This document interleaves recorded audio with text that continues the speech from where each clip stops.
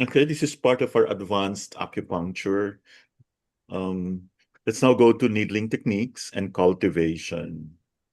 Number one, what is considered extremely important in acupuncture? Needle insertion technique. Yes, of course. Next, number two, what is highly recommended for smoother needle insertion? Guide tubes. Okay, especially kung first time yung patient, no? Number three, okay, kasi pag binigla, lalo na pag wala kang tube, aggressive insertion methods may trigger which defensive response? Way. Yeah, it will, oo, kasi defensive eh, Weiqi. Number four, what does Tachi refer to? Arrival and engagement. Arrival and engagement. Very good. According to Ling Shu, by the way, next week we're going to discuss the Ling Shu needling insertion and technique. Okay, who confirms the Dachi? Sino nagko-confirm na may Dachi? Practitioner. Okay. So kailangan nararamdaman mo, hindi yung pasyente. Yeah. Number six, the Ling Shu compares engaged qi in the needle to, okay, this is about, okay, yung nafe-feel mo sa needle to, no? Biting fish. Okay. Sino dyan mahilig mangisda? Okay. Okay. Next. Acupuncture Kumain lang ng isda. occurs after Chi engagement.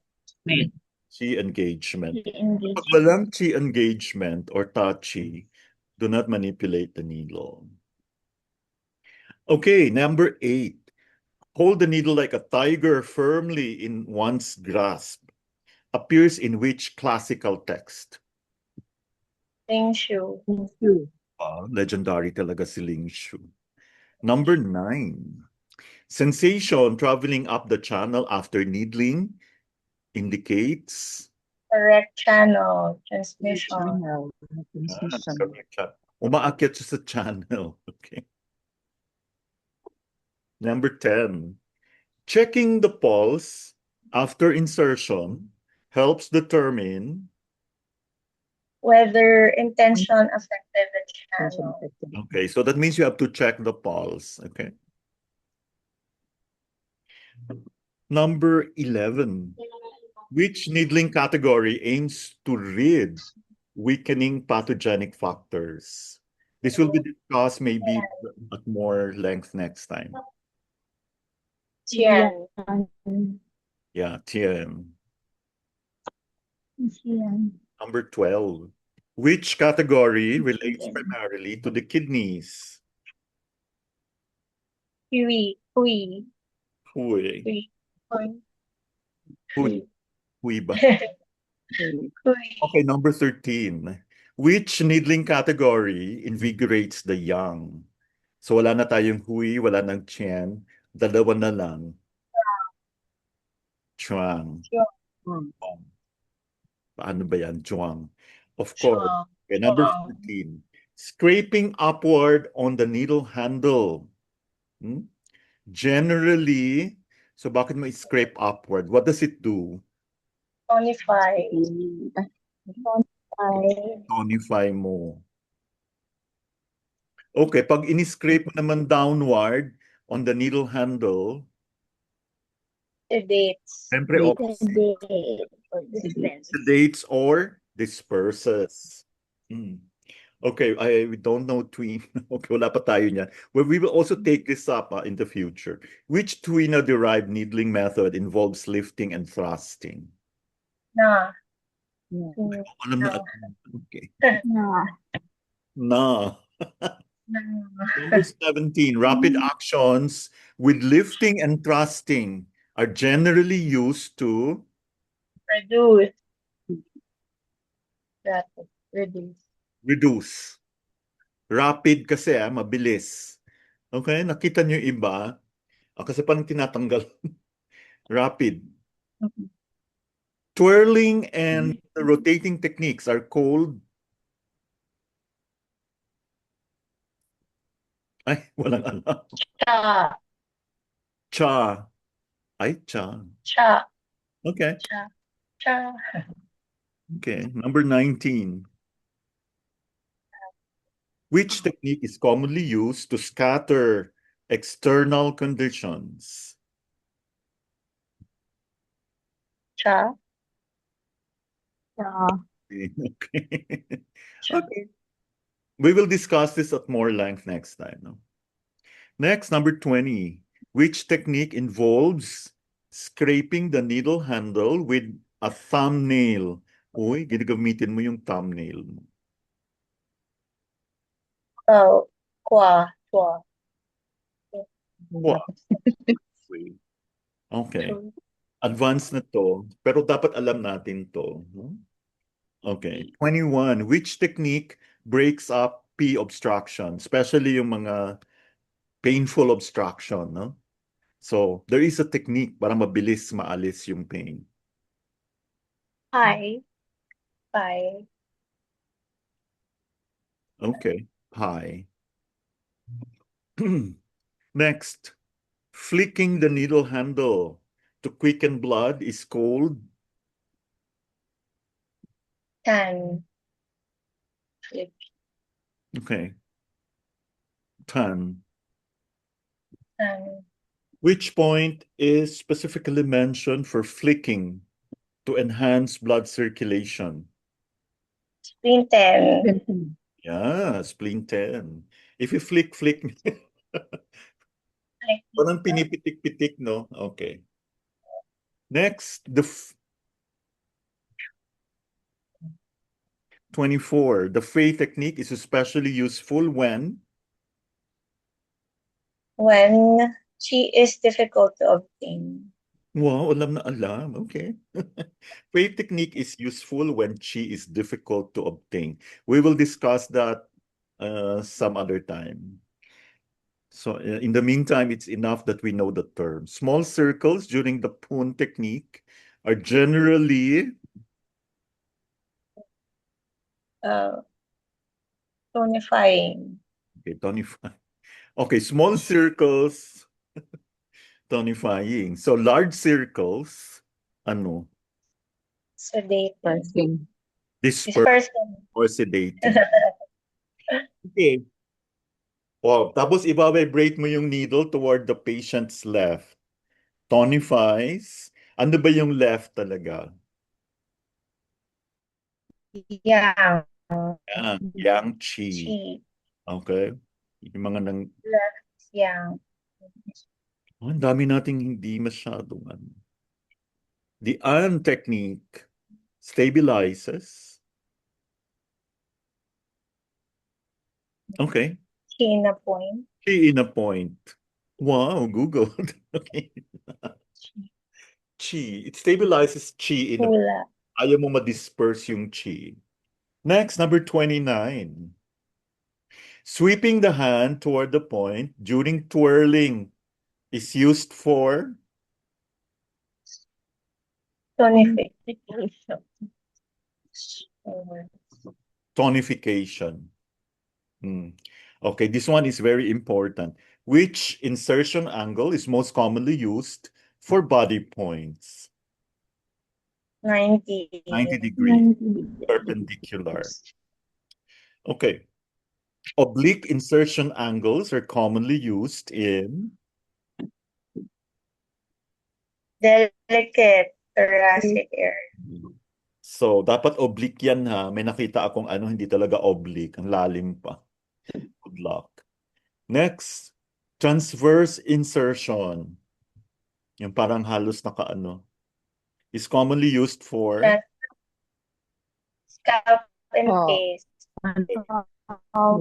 Especially sa face, papunta sa taas. O naka-ano.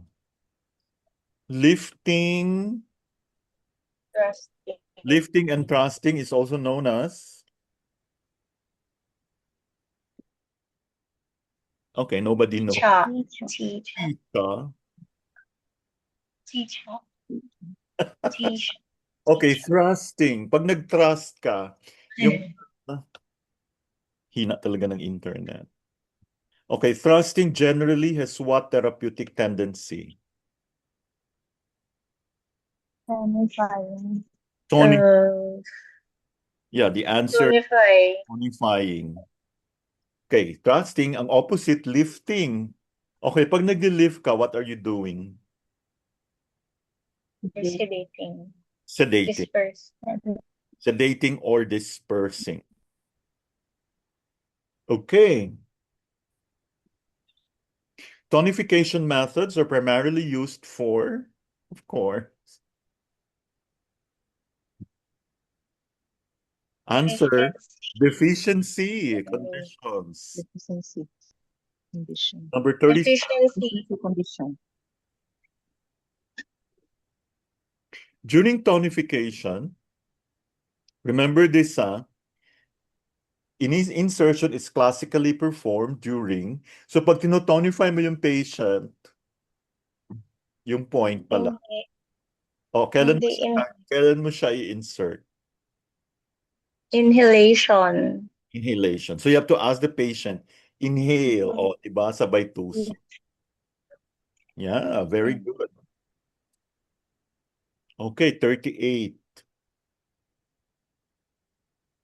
Sedation methods are used for, Excess. Excess. of course, excess. So I think you already know what is the next question, no? So during sedation, so pag sedation, nakafocus tayo sa pag-withdraw. No? Pag tonification, nakafocus tayo sa pag-insert during inhalation.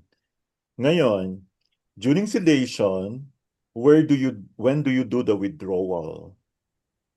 Exhalation. Inhalation. Inhalation. So pag sinisedate mo, pag winidraw mo Inhale. during inhalation. Inhale. Okay? Okay, get. Yan. So again, tonification, insert, inhale. Inhale. Pag Sedation. withdraw, inhale. Next. So I hope this is very helpful, no? Okay, mahina lang talaga ang internet. Parang ayaw nang tumakbo. Okay, number 40. Which sensation is commonly experienced by patients during PACHI? Heaviness. Yeah, heaviness. Mabigat. Yeah, correct answer is letter B. Okay, sa part naman ng practitioners, this is for number 41. Grabe, matatapos na lang tayo, ang taga. Practitioners may feel the needle become, Tight and grasp. yeah, anong description nga yun, yung pag nangingis, Biting fish. yeah. Okay. Now, we also discussed, if you were listening to the lecture, through needling. So this is for number 42. Bakit tumatag ka? Ayaw lumabas ng 42. Okay. Through needling involves, Needling from one point towards another. yeah. So kailan ito ginagamit? Pag neurological conditions. Okay. Next, we go to, grabe, lalong nag-weekend. Surrounding needling is especially useful for, Dermatological. yeah. Actually, nag-i-improve talaga. Surround mo lang ng needle. Magastos lang sa needle. Tawag sila dun eh. Yeah. Something dragon. Yes. Surrounding the dragon. Yeah, Kalimutan. in the Basta dragon. something dragon. Yeah. Ang dami mo na talagang alam, Manda. Talo mo pa yung Okay, Tung style acupuncture strongly emphasizes, Distal. Yeah, distal points. So, pag hindi distal ginagamit, medyo hindi siya tung. Okay. Okay, number 45.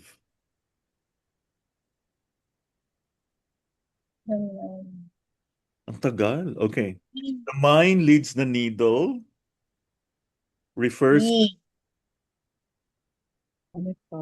Intentional mind. intentional mind. The answer is Intellect. letter C.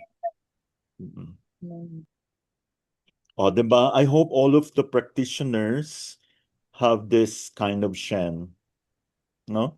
A practitioner with cultivated Shen is typically, Calm and and centered. centered. yeah, so kailangan, even the posture mo, yung pagtayo mo, no? Okay, so how do we stay calm and centered? So we have what we call sensory cultivation, develops through Repetition and And quiet quiet and attention. repetition and quiet attention.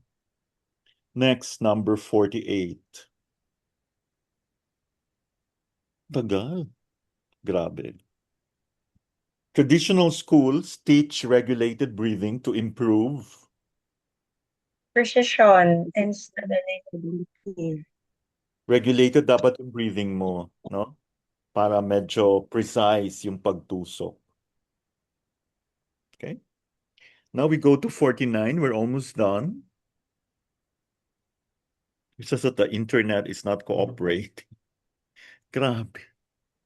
Which classical text heavily emphasizes needling methods and tachi?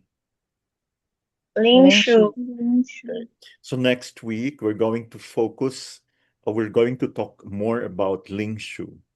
Okay? And finally, we come to the last question. Okay. This one is a good one. According to classical teachings, excellent needling should first, Treat the spirit. yes, The treat the spirit. Kasi With kailangan, the spirit. yeah. Wow, very good. I hope everyone enjoyed this except for the very slow internet. Grabe. So, I'll see you again next week. Thank you so much for joining me.